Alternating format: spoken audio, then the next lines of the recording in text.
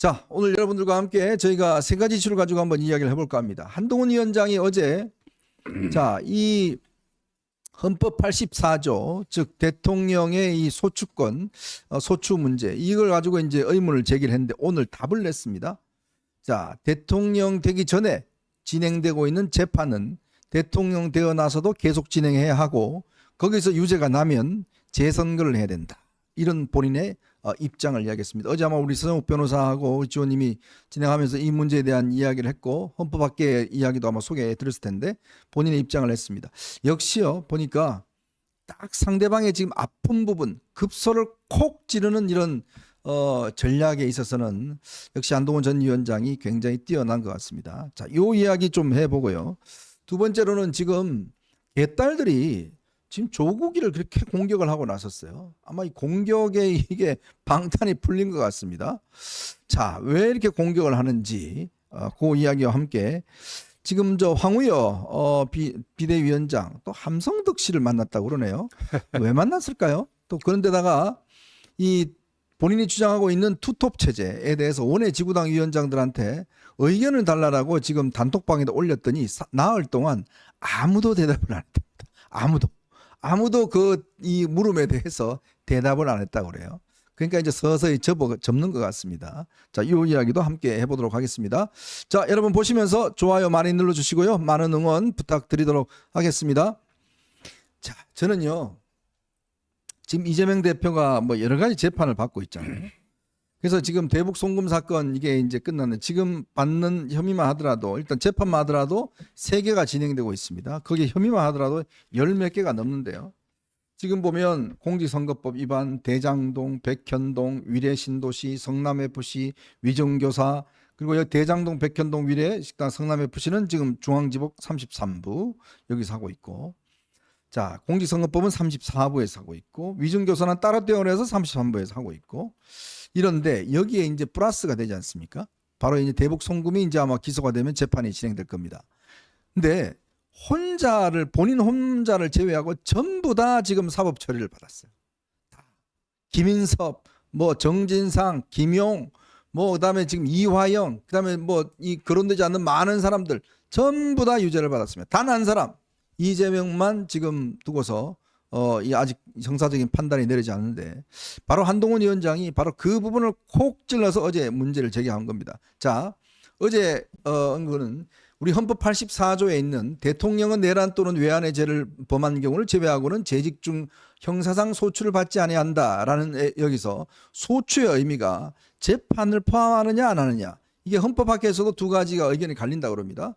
목적론자를 주장하는 분들은 광의의 대통령의 어떤 이 공직 수행을 보장하는 거기 때문에 재판도 포함된다는 의견과 아니다. 권영성 돌아가신 전 헌법학계 대도이신 이제 권영성 교수 같은 경우는 재판은 예외다. 재판은 진행받아야 된다라는 의견이 있는데 자, 어제 이 논쟁이 참 시작됐는데 오늘 조금 전에 한동훈 위원장이 본인의 입장을 이야기했습니다. 이제 글에 대해서 제 생각을 묻는 분들이 계시네요. 저는 이미 진행 중인 형사재판은 형사 피고인은 대통령이 된다고 해서 중단되지 않았다고 봅니다. 헌법은 탄핵소추와 탄핵심판을 따로 규정하고 있고 대법원도 형사소추와 형사소송을 용어상 구분해 쓰고 있으므로 헌법 84조에서 이야기하는 소추란 소송의 제기만을 의미하는 것이라고 보기 때문입니다. 달리 보는 학자들도 있지만 다 떠나서 중대범죄로 재판 중인 형사 피고인이 대통령이 되려 하는 초현실적인 상황에 대한 우리 헌법이 진지하게 생각해 보아야 하지 않을 것 같습니다. 보지 않았을 것 같습니다. 학계에서 심각한 논쟁 주제도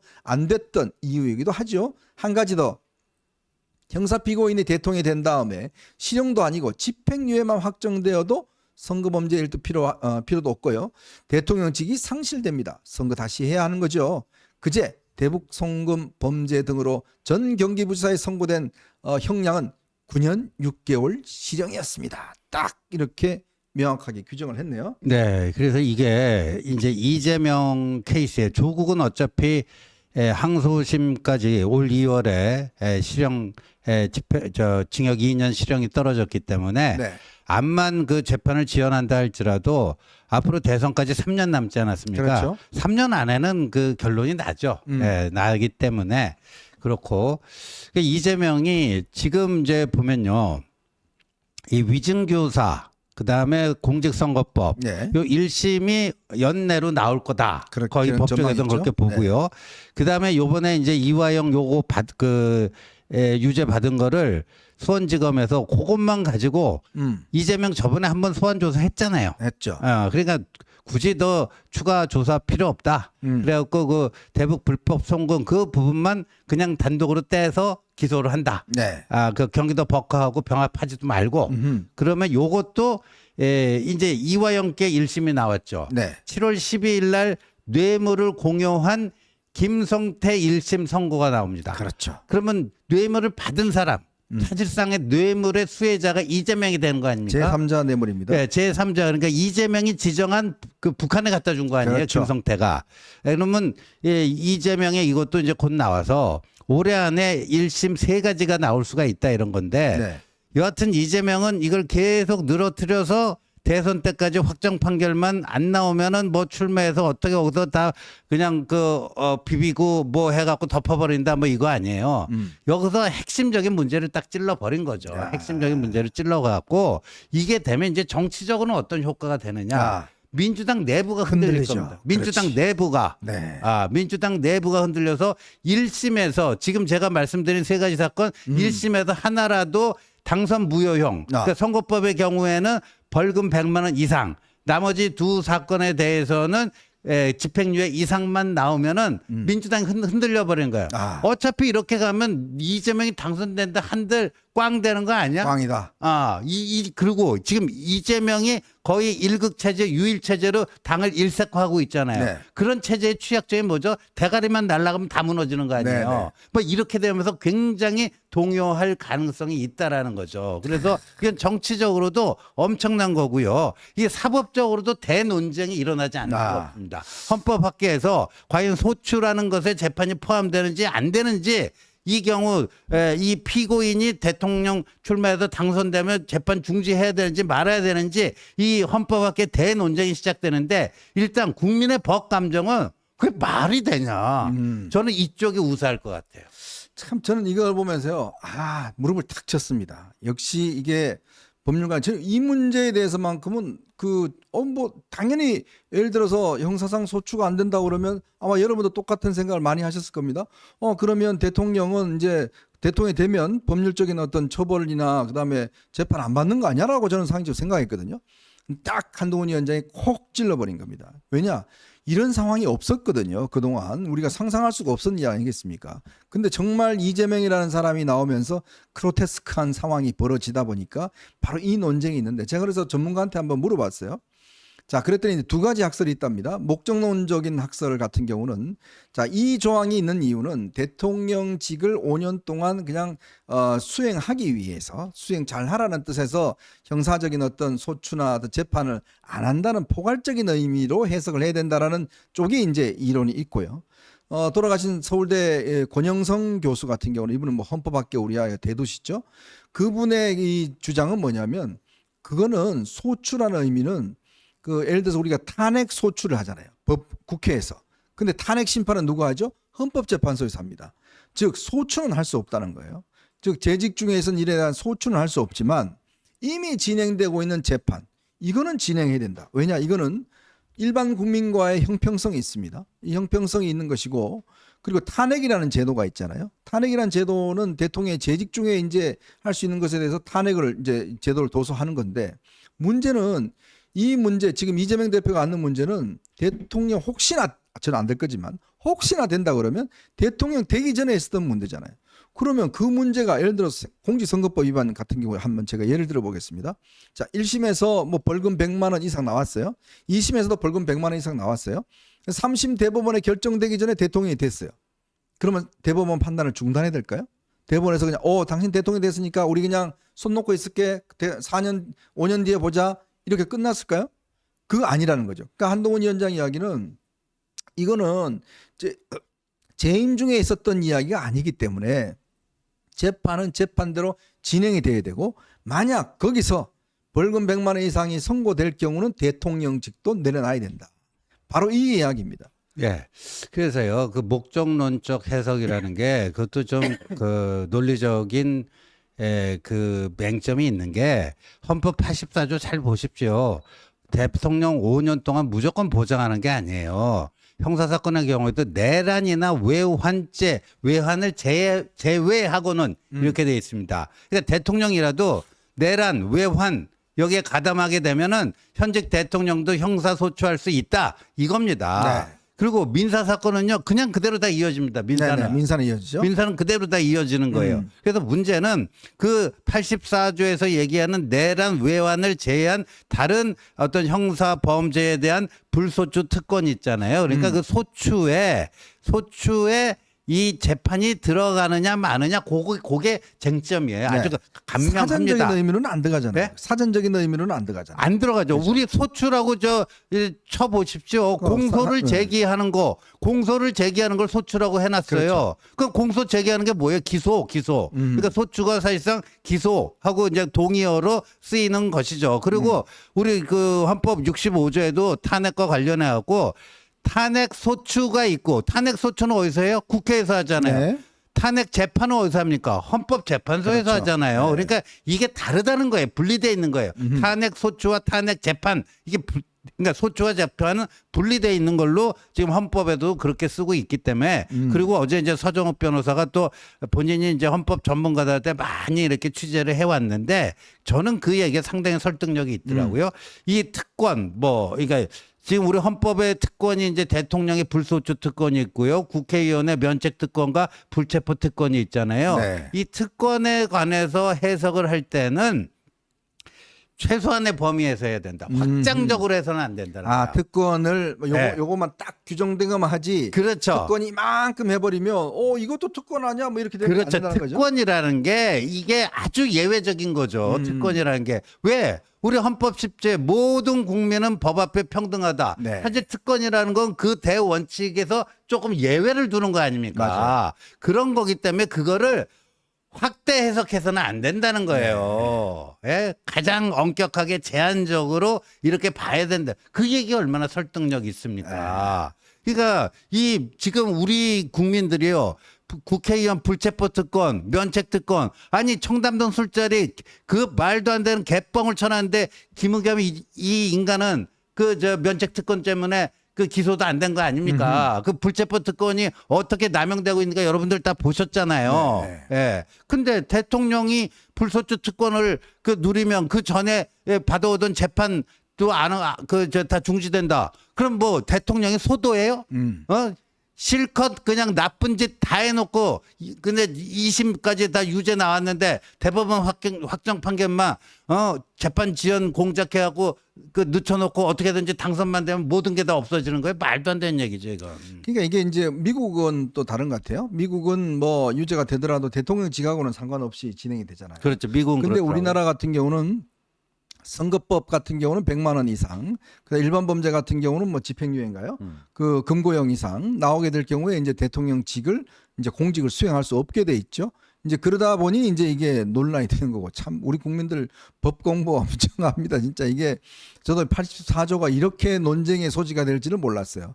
다 상식적으로 대통령은 내후 외환의 죄를 제외하고는 뭐 내란 제외하고는 처벌 안 받는 거 아니야라고 이제 생각만 막연하게 생각했었는데 딱 이번에 이제 돼 보니까 왜냐하면 이게 지금 이재명 측의 전략이 뭐냐면 어떻게 하든지 재판을 지금 지연시키겠다.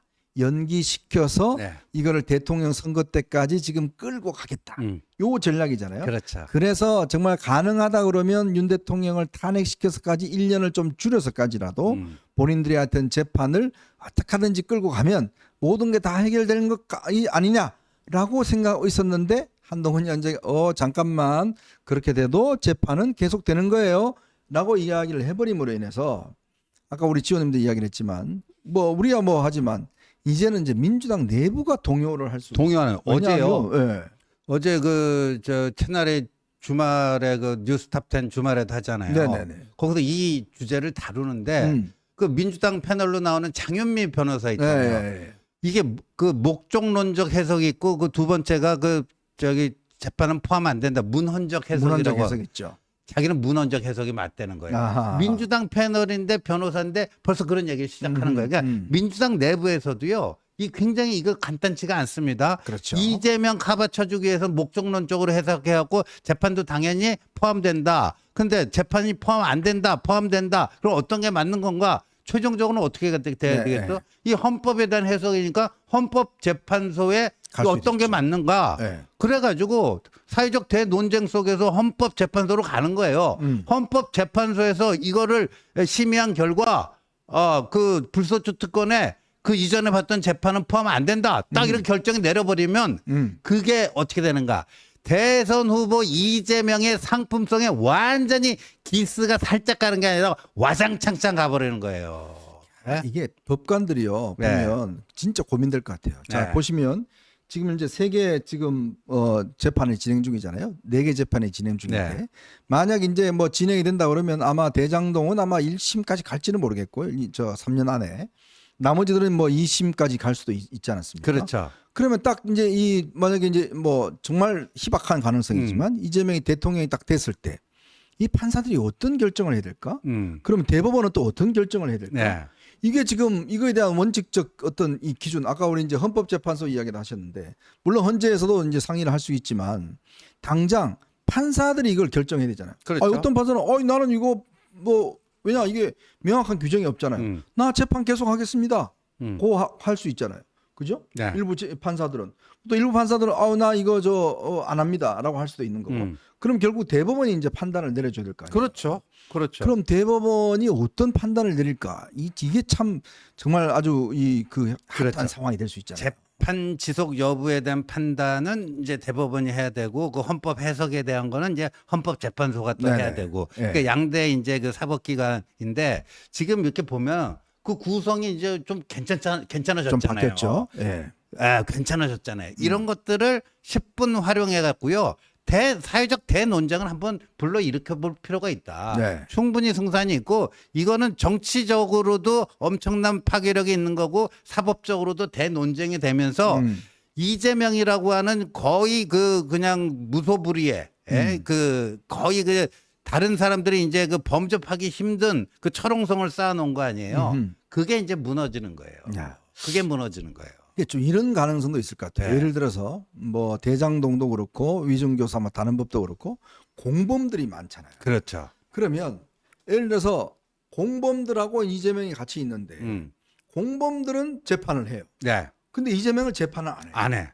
그럼 이게 뭐죠? 음. 아니 당신은 대통령이니까 재판을 안 하고 나는 대통령이 아니니까 재판을 하고 그럼 이 사람들도 이게 뭡니까 지금 왜 나는 재판하고 나는 대통령 아니라고 재판하고 이게 평등권 예를 들어서 국민은 모두가 법 앞에 평등하다는 거 아니겠습니까? 대원칙이 있잖아요. 네. 그럼 거기에 어긋나는 거 아닌가요? 그렇죠. 아니 지금 국회의원들 보세요. 국회의원들이 그 재직 중에 그 당선되기 전에 사건으로 재판을 받다가 네. 그죠? 재판을 받다가 확정 판결을 받으면 그날로 그러니까 그 선거법하고 정치자금법의 경우에는 벌금 100만 원 이상, 그렇죠. 다른 법의 경우에는 집행유예 이상 네. 받게 되면은 그냥 날아가잖아요. 그날로. 네, 네. 그날로 의원직 상실하는 거 아니에요. 아니 국회의원도 그런데 대통령은 왜 그게 안 되는 거죠? 맞아요. 네? 그러니까 이게 참 제가 참 이 법리적도 그렇고 국민의 평등권 차원에서 그렇고 그렇죠. 그리고 사법부의 어떤 이 공평한 재판을 받을 권리 네. 그러니까 우리 헌법에 여러 가지 이제 그 권한이 있는데 그러면 그 대통령은 제왕인가? 그러니까요. 법위에 있는 사람인가? 그렇죠. 이런 법위에- 이제 논쟁이 있을 수가 있는 거거든요. 그렇죠. 예. 이게 아주 저는 참 재밌는 논쟁 같아요. 그리고 이게 국민의 법 감정 예. 이게 이제 여론으로 나타나겠죠. 음. 그러니까 이제 이재명에 대한 찬반 개딸들은 뭐 거품 물고 이제 그 소추의 재판이 포함된다고 뭐 이제 주장하고 나올 텐데 네. 그래도 이 상식적으로 판단하는 이 국민들이 볼 때는 저런 식으로 하면 앞으로 그냥 다 범죄자들이 다 사고치고 범죄 저지르고 뭐 다 대통령 되고 이러면 뭐냐 이거예요. 네. 우리 보세요. 네. 요 몇 년 동안 이 정치가 얼마나 이 도덕적으로 무너지고 타락을 했습니까? 네네. 불과 몇 년 전까지만 하더라도요. 부패 사건으로 기소만 되더라도 당원권 정지가 됐습니다. 그렇죠. 예. 기소만 되더라도 무죄 추정의 원칙이라고 하는 헌법의 대원칙이 있음에도 불구하고 기소만 되더라도 당원권 정지가 돼갖고 어디 예를 들면 무슨 당직 선거에 나갈 수가 없어요. 네네. 전당대회. 네. 나갈 수가 없어요. 음. 그리고 사실 공천도 못 받게 되는 거예요. 네네. 당원권이 정지돼 있는 사람이 어떻게 공천을 받아요? 근데 이게 이제 이재명 조국 때문에 이게 다 무너지고 심지어 급기야는 이제 이런 2심까지 유죄를 받았는데 대선 나가서 당선될 수 있는 이런 초현실적 상황까지 닥친 거죠. 요게 불과 요 한 2, 3년 사이에 벌어진 일이에요. 네. 그 전에는 설마 이런 일이 있을 거라고는 생각조차 못했던 거죠. 참 이제 오세훈 시장 같은 경우도 이재명이 이런 순간에 침묵은 비겁하다. 그러니까 왜냐하면 이게 자치단체장이 그렇게 엄청난 돈을 들여서 이 부지사가 이걸 추진하고 있는데 전혀 몰랐다는 거는 말이 안 되는 소리다. 이야기와 함께 나경원 의원 같은 경우도 뭐 이 비판을 했고 지금 안철수 의원도 비판하고 있지만 참 이게 똑같은 비판인데 말이죠.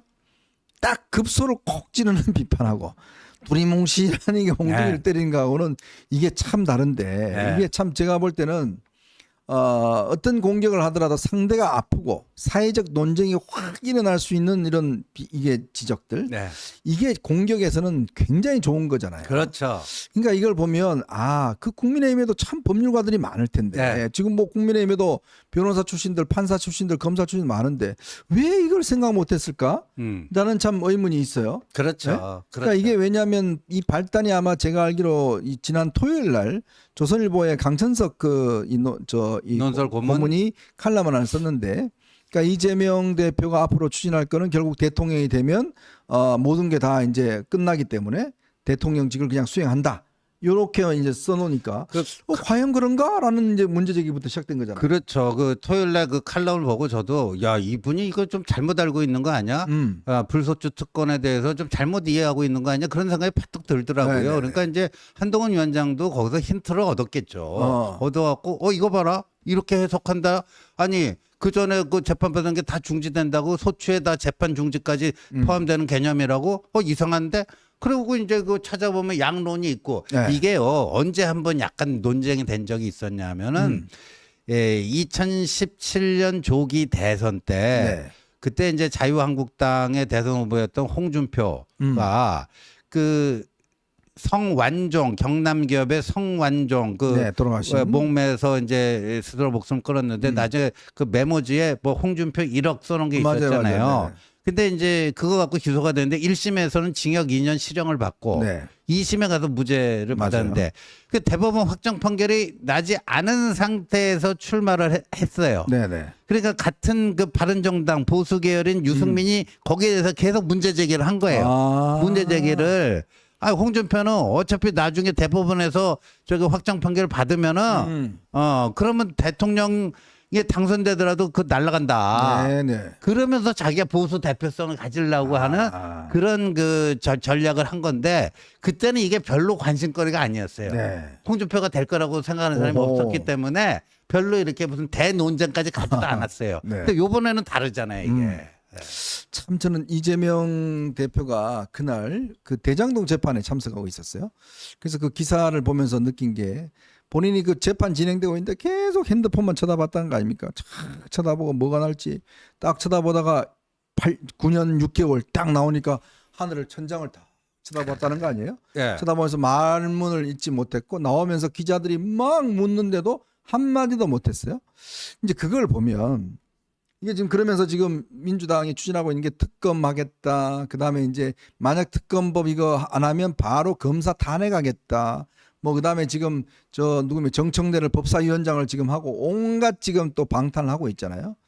그러니까 이게 지금 이제 보면 점점 자기를 옥죄오고 있다는 걸 느낄 겁니다. 제가 아까 소디에 말씀드렸듯이 이재명 혼자만을 딱 놔두고 전원 전부 다 지금 다 사법적 판단을 받았어요. 구속되거나 1심에서 유죄가 됐거나 지금 2심 중이거나 전부 다 그래요. 한 사람도 무죄가 된 사람이 없습니다. 그 측근들 다 유죄가 됐어요. 정진상, 김용, 김인섭, 이화영 전부 다 유죄가 됐어요. 이제 혼자만 남은 거예요. 근데 이 사람들이 뭐죠? 전부 다 이재명 한 명을 대통령 만들기 위해서 노력했던 사람들이에요. 그러면 정작 이 했던 사람들은 전부 다 유죄 받았는데 이재명 혼자만 무죄? 지금 우리 국민들이 이해를 할까요? 저는 법원도 이렇게 이해를 못할 것 같아요. 그래서요, 저는 이게 이제 정치 전략으로도 굉장히 이게 신의 한 수가 될 수 있다라고 생각하는 게 올해 안으로 조국 큰 집에 보내고 네. 예, 그 아까 얘기한 3개 사건 중에 1심 판결에서 한 2개 정도, 2개 이상 네. 유죄 판결, 당선 무효형 나오는 유죄 판결을 받아내면요. 네. 이 야권 전체적으로 어떻게 되는가? 불임 야권이 될 수가 있습니다. 네. 현재 스화. 어. 조국도 없어지고 이재명도 그러면 대선 후보로서 뭐가 없다, 상품성이 없다. 그럼 누군가 새로 만들어야 되는데 그렇죠. 이런 상황이 올 수도 있는 아. 겁니다. 예. 그러니까 이게 참 내부적으로 이게 참 효과가 있어요. 그러니까 겉으로는 안 드러나지만 지금 솔직히 저도 오늘 방송하면서 오니까 지금 다 흔들리더라고요. 이 말하는 게 있어서 네. 이거를 지금 한동훈 위원장의 이야기를 대놓고 지금 비판하기 어려워요. 그렇죠. 이 굉장히 법리적인 이야기고 네. 설득력 있는 이야기니까. 그렇죠. 그렇다면 이제 내부에서도 일어났듯이 아마 이재명은 그렇게 느낄 겁니다.